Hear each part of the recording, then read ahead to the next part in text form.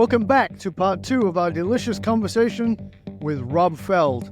He has been credited with movies that have been shown at the Tribeca Film Festival. He also has a role at the New York University and contributes to major film publications.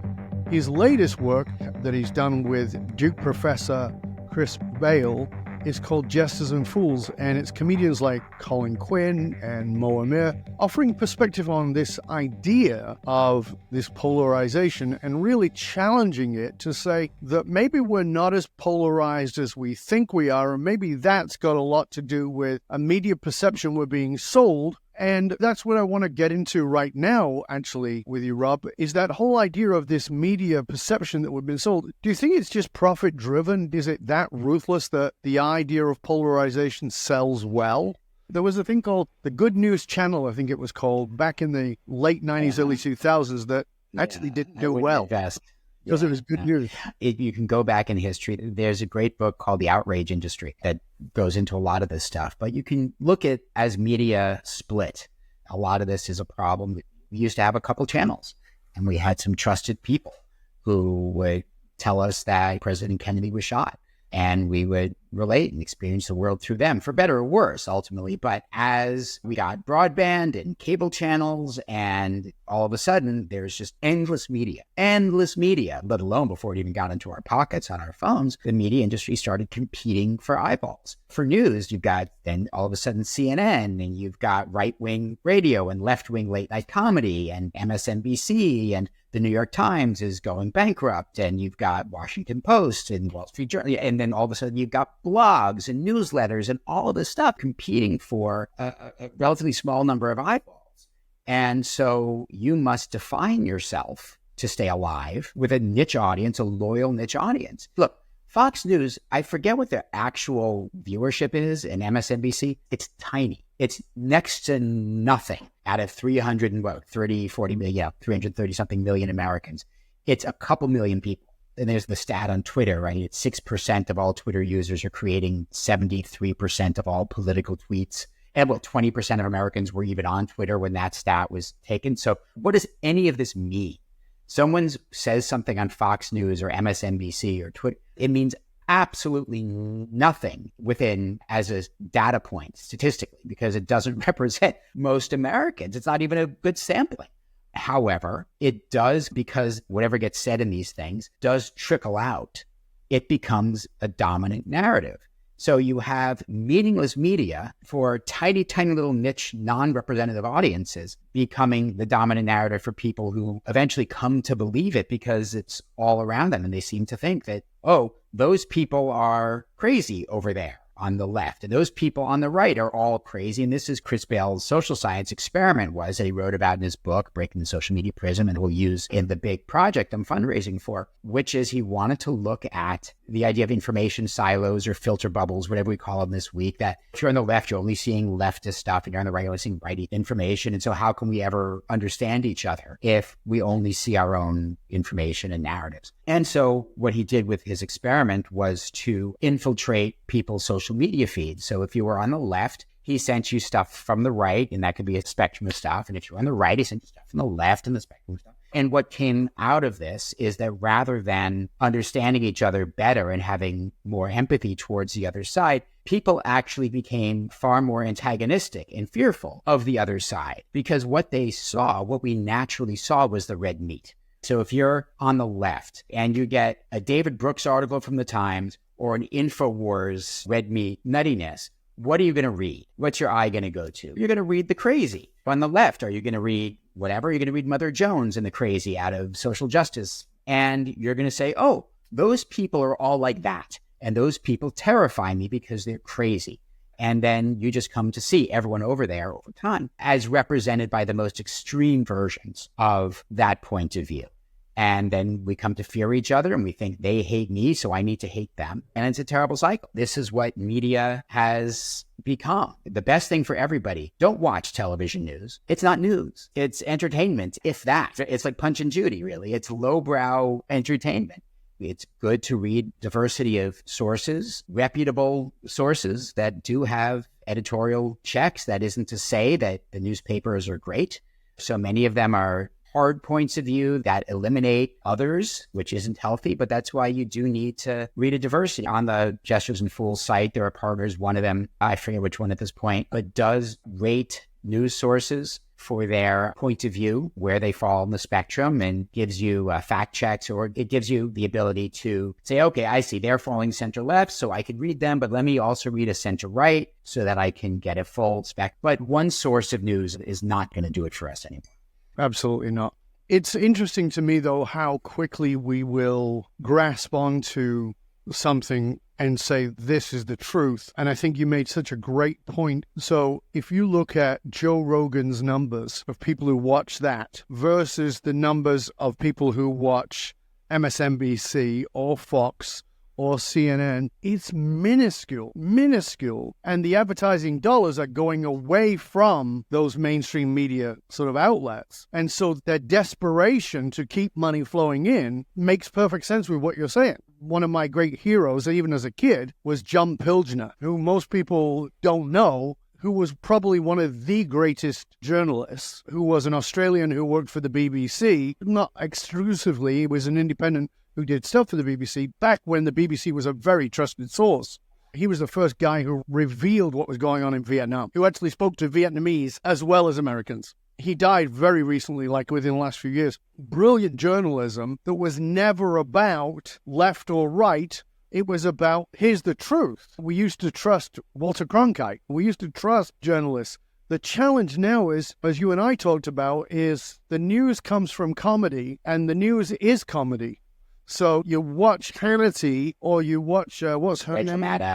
Rachel Maddow, who is really Hannity in drag on the other side, the polarization of each other. This is made-up comedy shit. And then I watch Jon Stewart, or I watch Bill Maher, who are willing to criticize their own. It's really fascinating to me that the news is coming from comedy, and the news is comedy, except for the people that are intellectually or emotionally apathetic about inquiring, is this actually true? Am I willing to accept this? That's a vastly different position. Again, I come back to your movie, because here's comedians telling a truth of what it's like to be in both a red state or a blue state, or a red city or a blue city, and to deliver jokes. These comedians are, I would imagine, mostly seen as lefties, but they're actually not. They're more nuanced. They're more open to poking fun at themselves. I chose, or they chose me, comedians who have credibility because they fire in every direction. They have political beliefs, sure, but they are complicated. Look, their bread and butter is contradiction, is irony, is hypocrisy, and they're not going to give up a joke. So if they see hypocrisy on their own side, they're going to go for it, the great ones. And I steered clear of looking for people who have identified themselves too much with a side, because I think the sin of, frankly, of Hollywood, or certainly of documentary filmmakers who are largely from a political left place, is that the best they can do is condescend to half of the country that they don't agree with. It's like putting on a pith helmet and going, come with me to see the wild, conservative in his natural habitat. He's okay. You can feed. And that is so offensive and condescending to half of the country. And maybe it feeds the ego of your audience, but you're not drawing them in. You're not getting people in a conversation. You're not making people feel seen. In fact, you're just alienating them from you further. From the get-go, my goal was to come in kind of like an alien from outer space. And I have no dog in this fight. My dog is America.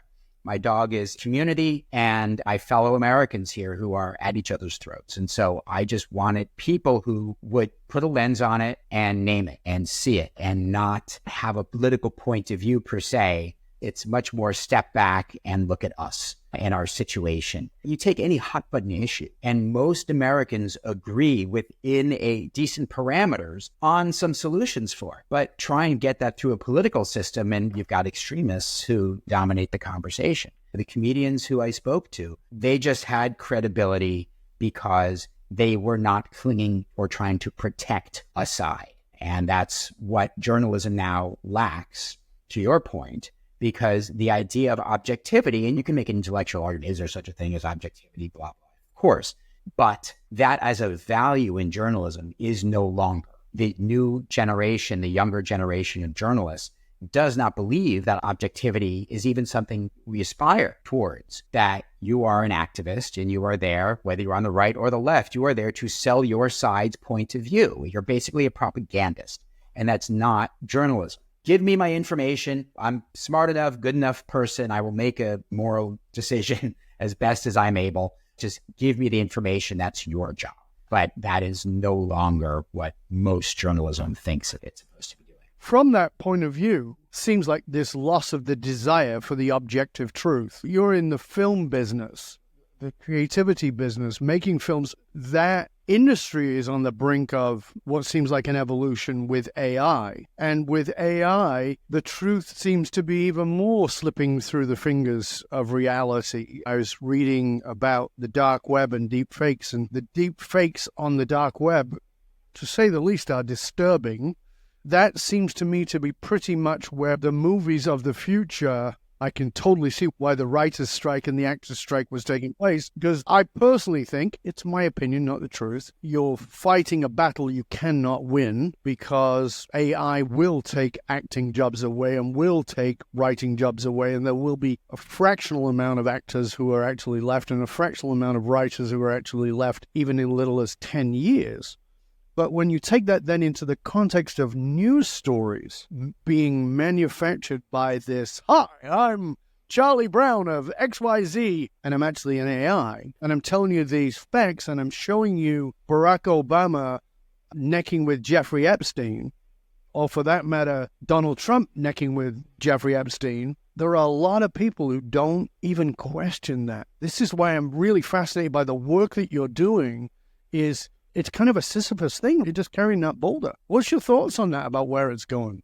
The only true answer is I don't know. I haven't a clue. And I hope no one else does either. I remember I was backpacking in Burma however many years ago, and I ran into a couple kids. I think they were from Germany or Switzerland or whatever, and they were trying to tell me that they saw that 9/11 was a hoax, and they saw a documentary on YouTube proving it was a hoax, and it was whatever. And this was back when, before there was AI. There are always hoaxes, or always believe hoaxes. You got to hope that we develop mechanisms to make those things apparent very quickly before they disseminate quickly. It's beyond my capability beyond my expertise to forecast that. But if it is true that we live through media, as we do and continue to, we live through these screens, and our perceptions are increasingly created by these images that we see and stories we see, obviously it's truly dangerous. My work and my hope is that we put those things down and we do much more personal touch, because everything shows us that when you actually go talk to a human being who is different than you,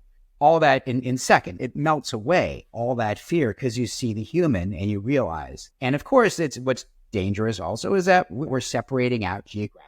People don't live next to each other with the same frequency, where they disagree with each other.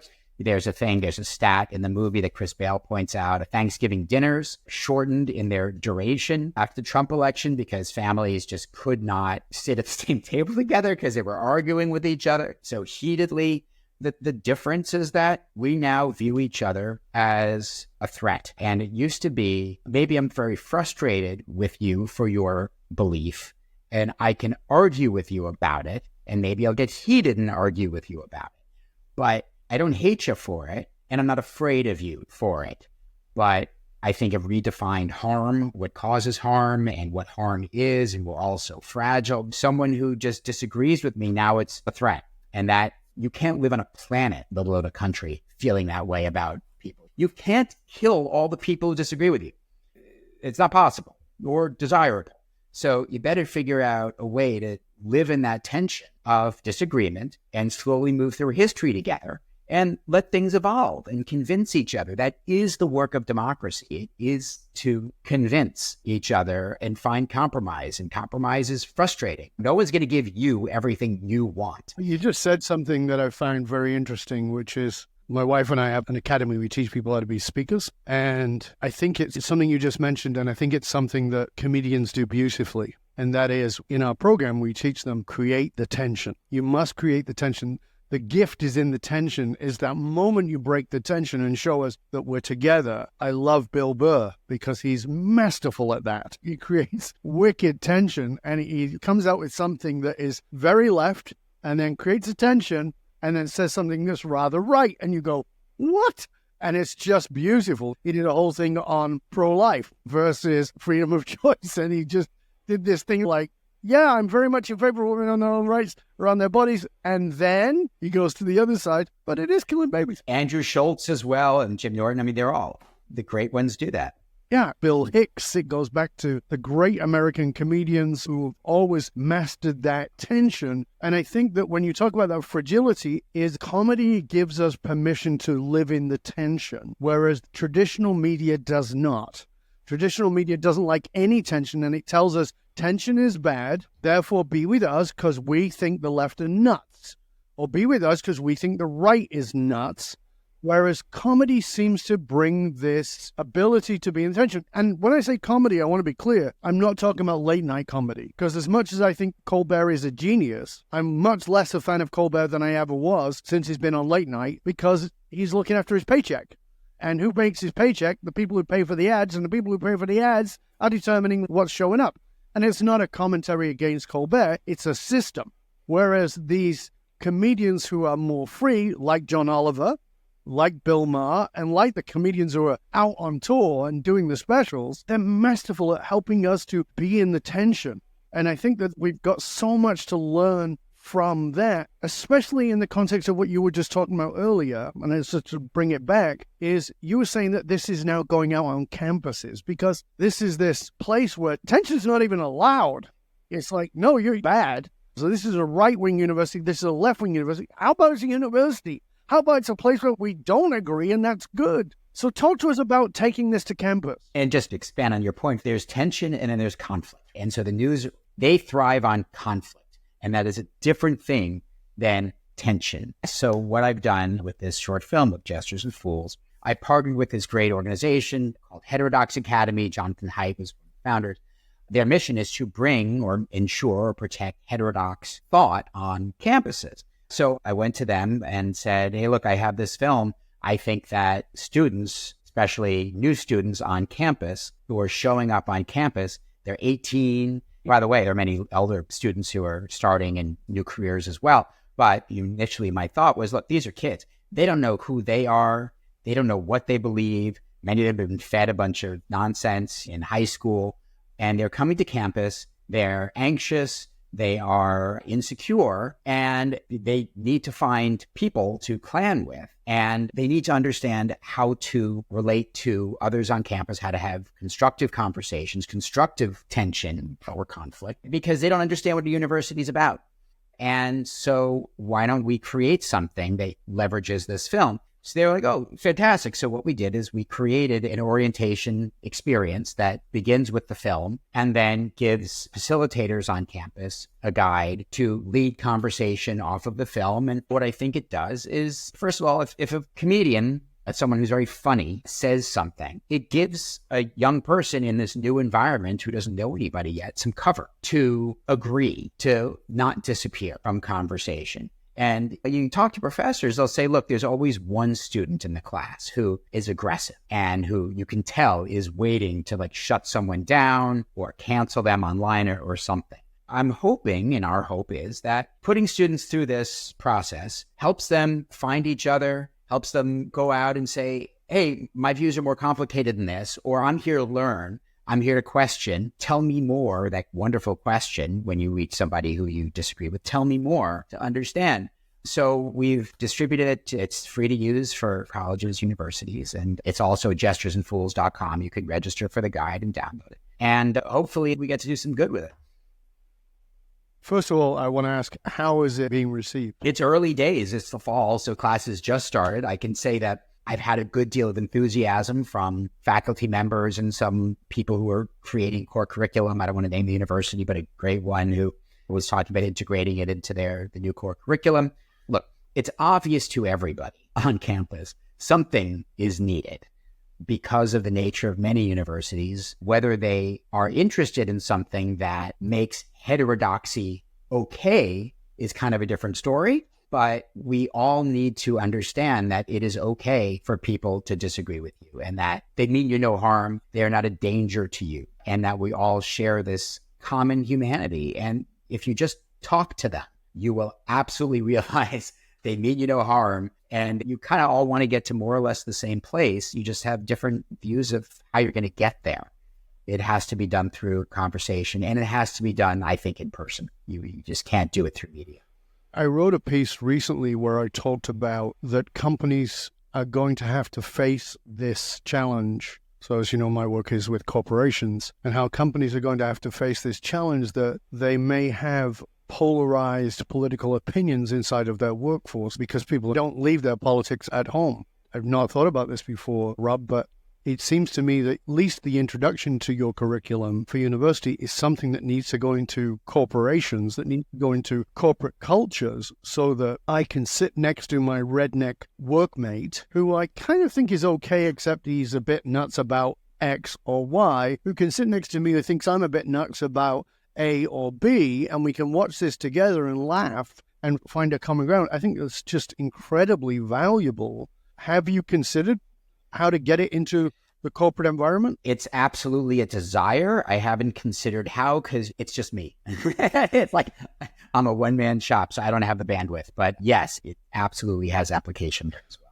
Because you and I are both involved with what's been known as Starts With Us as an organization. And Starts With Us is about that middle ground, as everybody who's part of it knows, and bringing us together. But it also involves a lot of people like me and Daniel, who put it together, who are very much in the corporate world. We're in the business world.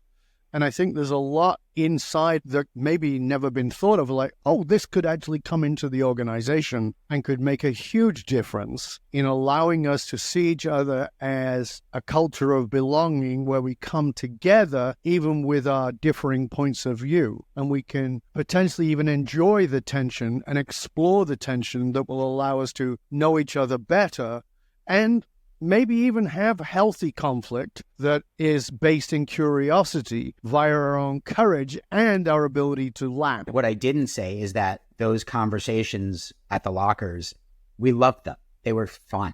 They were truly fun. I said this to somebody. Part of my motivation here is I've been robbed of my freedom to have good debates with people. And I don't do small talk. I don't know what to do with small talk. So if I can't have a good argument about something as a New Yorker, I got nothing.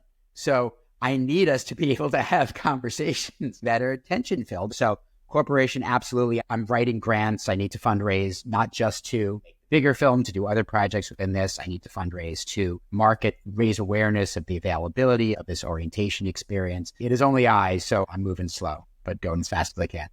Well, let me ask you this, Rob. As we come towards the end of part 2 of the show, I want to know, how can people help you get the show out there, or help you move this movie into a movement? So the website, gesturesandfools.com, there's a contact page. You can reach out if you have thoughts. How the movie can be used, please do so. It's open for people to use. You can register to use the guide as well. It's downloadable. If you know school administrators, faculty, university presidents, and trustees who might be interested, by all means, please send them to the website. If you like writing checks, well, we take those too so that we can make more. So please do reach out. Well, Rob, it's been a pleasure and honor, mate. Thank you so much for being with us. I hope you'll stay with us to the end. And we're going to make sure that people know where to find out more about you. We'll make sure that all the things you just mentioned are in the show notes. And for you, dear listener, remember, those who control the meaning for the tribe, this is exactly what we've been talking about. Those who control the meaning for the tribe control the movement of the tribe. And we all have to speak up. We all have to speak about the middle that 87% of us live in. We have to talk about that middle ground that we live in, that we actually want to live well. Because, as I said, those who control the meaning for the tribe control the movement of the tribe. Don't let other people do that for you. Leaders who are committed to positively shaping the political and business landscape know that we've got to tap into what drives human behavior, and that's the emotional source code. I'm Dov Baron. I show businesses, teams, and leaders how to harness their emotional source code to move their tribe, because unified, actualized meaning is the single monolithic difference between mediocrity and greatness for individuals and for companies. Remember, we need your help in staying relevant, so please go to wherever you tune in from and do us a favor. Rate, review, and subscribe to the show. And of course, a big thank you to you if you are regular listeners of the show and for sharing the show with everybody you know. Till next time, stay curious, my friend. Stay curious about how you may feel like the minority because you're in the middle, when in truth you are in the majority. There are so many people in the middle, of left, of right, who are in the middle, who actually want to get along. We're actually not as polarized as we're being told we are. What if you decided to become deeply curious about the person who appears to be different than you? When you start to do that, you might find some good on the other side, and especially in the person you're with, because first and foremost, we are humans. We've got a lot more in common than we have that's different. I'm Dov Baron. I'm here to assist you, tapping into your deepest meaning to reach that next level of clarity, focus, purpose, and profit in your business, in your life, and in your leadership impact. And I am out.